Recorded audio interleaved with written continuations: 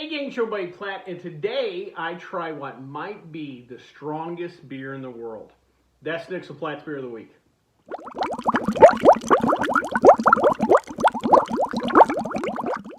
So today we have something special, so special in fact I kind of changed the order.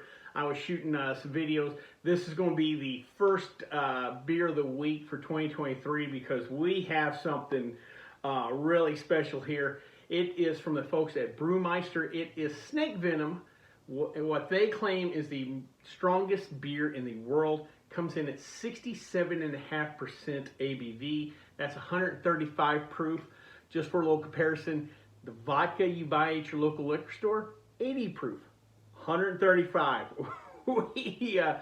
I talk about big boy beers. Well, this is the Godzilla of beers. Real quick, I want to give a little background into Brewmeister. Brewmeister is the brewery that produces this. They started back in 2012 with the help of a student loan of all things. I was dumb enough to use mine for college, but hindsight being 2020, I probably should have started a brewery. It was built on a farm in Aberdeenshire, Scotland. And they came out of the gates firing. Their very first beer was a beer in 2012 called Armageddon. And it was 65.5% ABV, which at that time was the strongest beer in the world. Move ahead a couple years to 2014. They end up moving the brewery to Keith. That's a town in Scotland. At the same time, too, a syndicate of some Scottish businessmen bought a large chunk of the company, reformed the board of directors, changed the name of the parent company to Keith Brewing, and the new facility quadrupled their production capabilities. So Brewmeister is now under Keith Brewing. If you go to either website, the Brewmeister or the Keith Brewing, you're not going to find a lot of information on this particular beer or their lines of beer in general. On the Keith website, they're kind of open about it. They're like, we know a lot about beer, but not a lot about websites. And you'll see it in the website. But this beer, just in the research, like I said, there's not a lot to it. So it's kind of mysterious in a certain way. But for pretty much the last 10 years, actually this beer was released in 2013. But pretty much for the last decade or so, this has been held widely as the strongest beer in the world. Now let's get to talking about that concept, and I've talked about that a little bit in other videos. First and foremost, how are they getting beers so strong? Especially you home brewers out there may be scratching your head like 67.5%. That's insane. For fermented, making alcohol through fermentation, in the low 20s is about as high as you're going to get. That's just all the yeast that you can do. Generally after that you go into distillation. Now if this was distilled, this would be a whiskey and it wouldn't be considered a beer or anything else. It'd just be a distilled spirit. What they do with these type of beers is freeze distillation. And not like an ice wine where you freeze the grapes then to harvest the juice or whatever, but after fermentation you freeze. Water will freeze before alcohol, and so if I was making this at home, I would take beer, throw it in the freezer after it's fermented, and then just scoop out some of the ice. You'll take some of that water out, and you'll just kind of reduce and strengthen that beer, and that's what's going on here. Now, in the race for strongest beer in the world, probably the first volley was fired in 2009 by the guys at Brewdogs. They had Tactical Nuclear Penguin, which came out at 32% alcohol by volume. Very quickly, though, a German brewery stepped up to challenge him. I believe the name of the brewery is Schwarzbrauer. Hopefully, I'm not butchering that too bad. And they had a beer called Schwarzbach that came in at 40% alcohol by volume. Well, Brewdogs was not going to let that go for long, and I'm going to grab my glasses here, check my notes.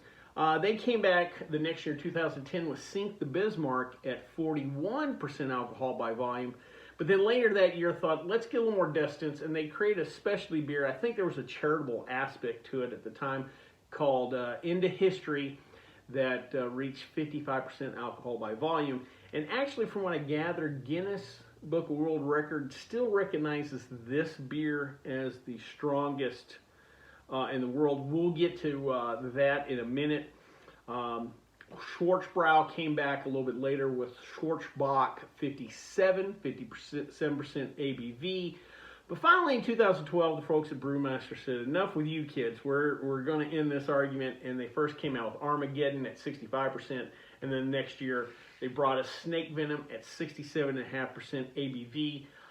And for the most part, this is still considered the strongest beer in the world. Again, we'll flesh that out a little bit more.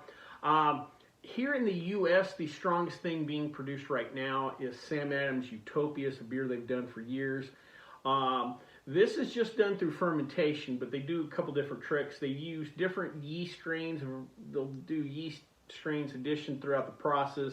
I think they have a couple of beer strains, a wine strain, and a champagne yeast strain that they use. They also barrel age it for a while, and when the barrel breathes, water escapes, and you generally pick up some ABV there. They also blend different barrels to kind of hit that point, ABV point and flavor profile. So that's the strongest here in the U.S. Well, before we give this particular beer a taste, let's check out the stats.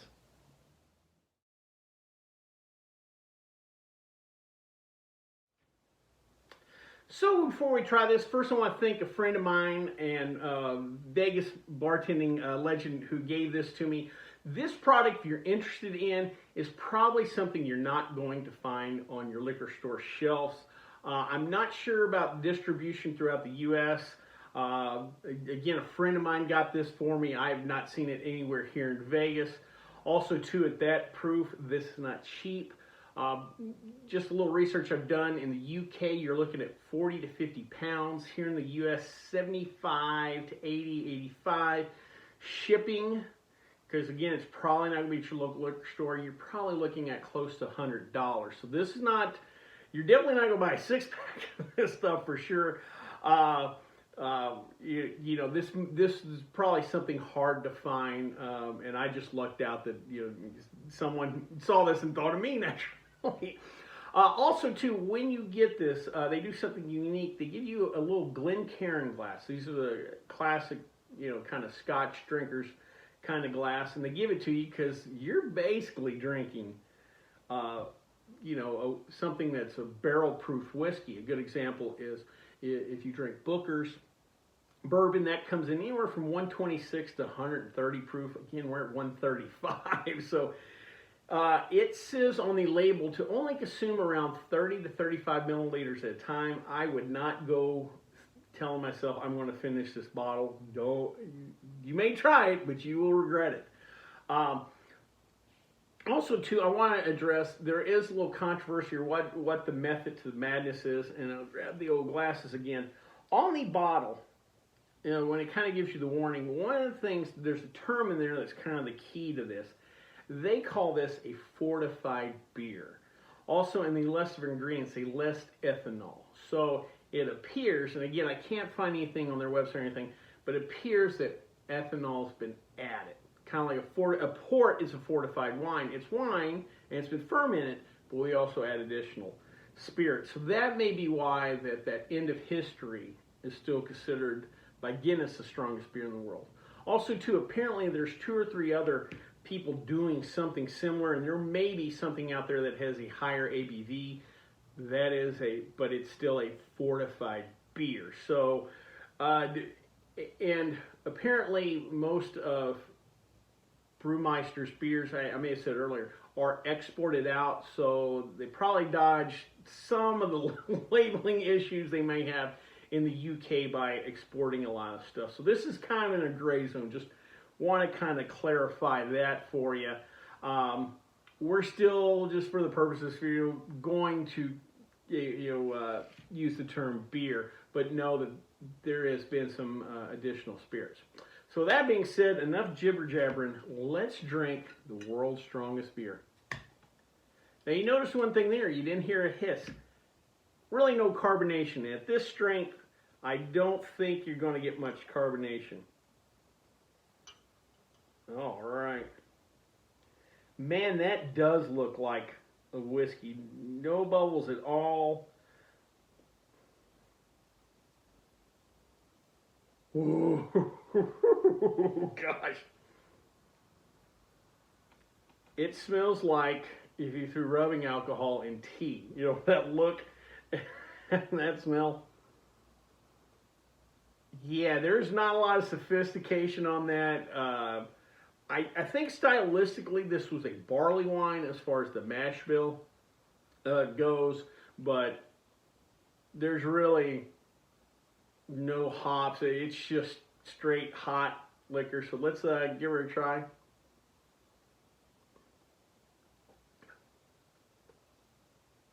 Oh my God. Woo! This reminds me a lot of, I've tried straight off the still in distilleries. It's called White Dog. Moonshiners, it's just moonshine. That's kind of what it tastes like. You do get like cereal grain notes. Again, if you've ever had like moonshine or anything off a still, it's that kind of grainy heat to it. Yeah,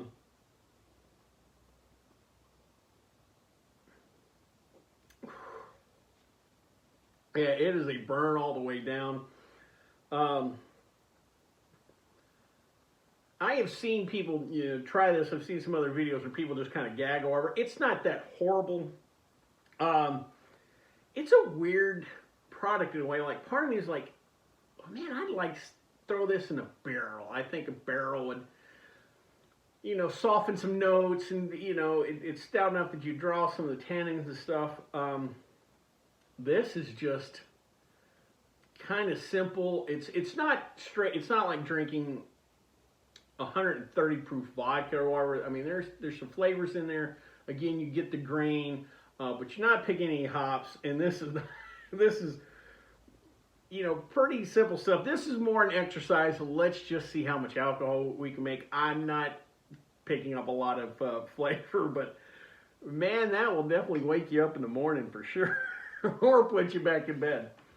Well, guys, I hope you like this video. And real quick, if you want to comment on whether you think this is a beer or not a beer, if you know of anybody else that's doing one of these fortified beers that may or may not be higher proof, please let me in the comments. If you've tried this before, let me know what you think of it. This is a really unique product. I would love to get you guys' feedbacks on. Well, with that being said, I hope you liked this video. If you did, please subscribe down below. Also, please like the video because it lets YouTube know we're putting out good content.